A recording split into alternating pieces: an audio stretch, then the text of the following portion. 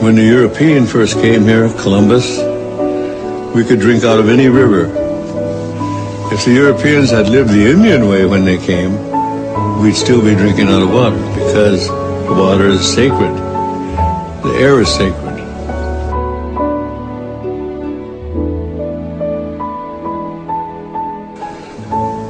Our DNA is made of the same DNA as the tree.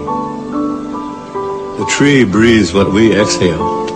When the tree exhales, we need what the tree exhales.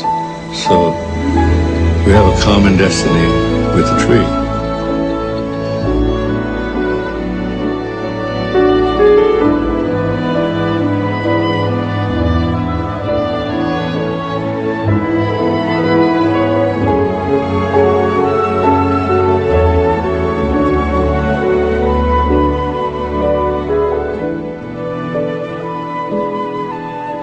We are all from the earth. And when the earth, the water, the atmosphere is corrupted, then it will create its own reaction.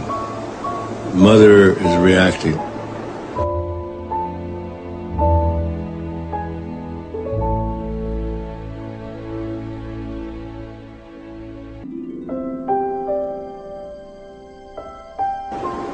And the world has become, quote, a market. And it's this market that we have to deal with.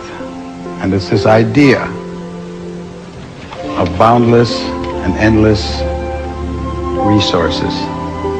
And when you say resources, you're talking about our relatives. You're talking about our family.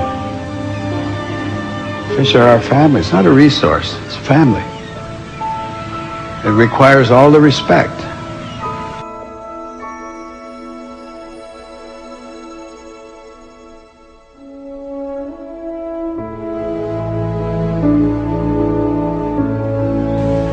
The structure of the world itself is such.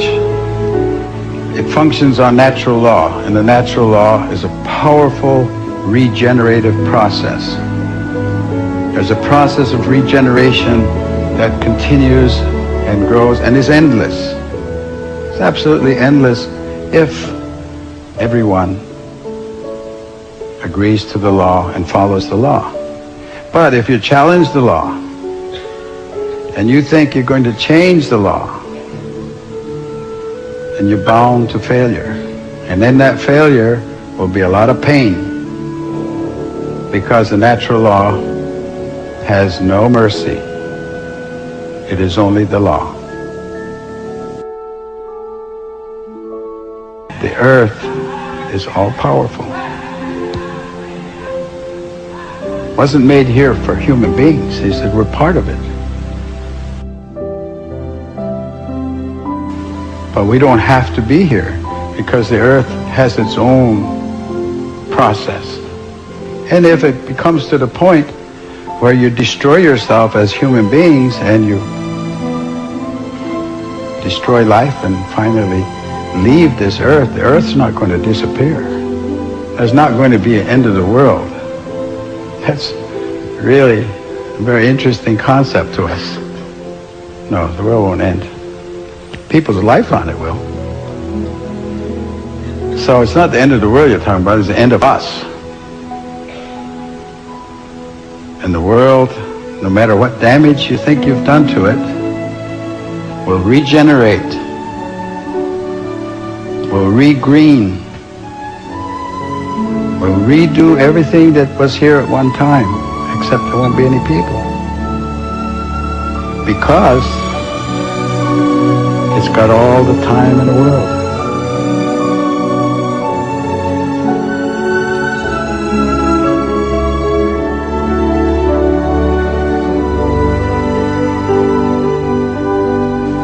As you're coming down the final stretch, you're racing towards the finish, and there is the stone wall, and you're not pulling your horse. You're not stopping. You're in fact accelerating. That's the way I see the use of what you call resources. You're using them faster than they're reproducing.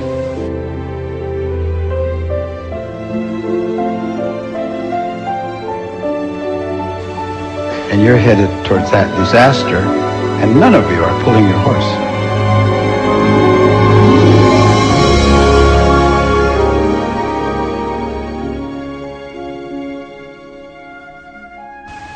And every day that you don't do what's right is a day that you've lost an option.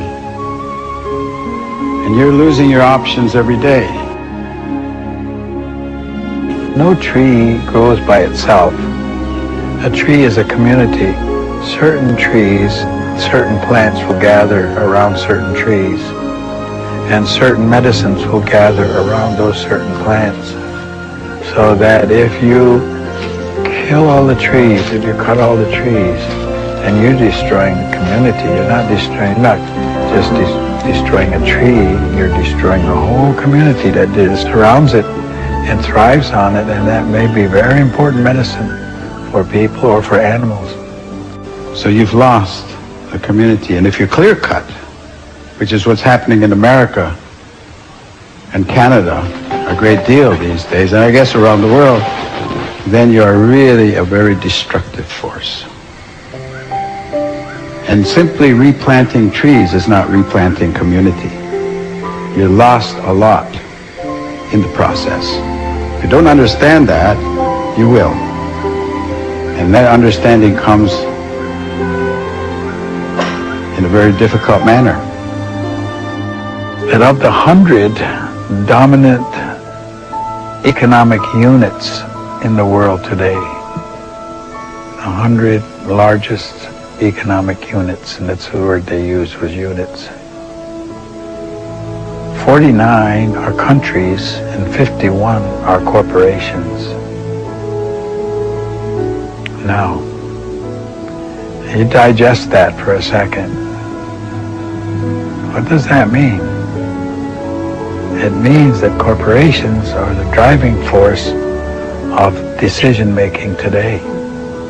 And corporations are not concerned with human rights. They're not concerned with human life. They're not even concerned with a proper wage for the people that are working for them. So what kind of decisions are going to be made on our behalf by this economic power, these corporate states, I call them? Oh, there's going to be hell to pay, as they say, for some of the things that are going on now. So I think that people have to become aware and become awake, and not, and power is always in the people's hands, authority. They need to come of one mind, and they need to challenge the values that are being shoved at them today, because this has become a consumer society. It's driven by economics. It's not driven by common sense. You know, it's not good sense to follow somebody just because. Why? You can't give me an answer why you follow him, but if you were going to do something like jumping off a cliff, would you follow him? Would you do that? Use your sense. Use your common sense. Everybody should be their own leader.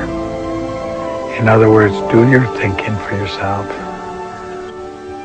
And we look about for allies, we look about for friends, we look about for people who will understand and agree with those mandates of peace. That we are now placing in your hands all life. And it is your responsibility and it is your duty to look after all life. And so when he was speaking like that, he wasn't talking about our aunts and our uncles and our cousins and our fathers and our mothers. He was talking about all life. He was talking about the trees. He was talking about the fish, animals, everything that grows, everything with life.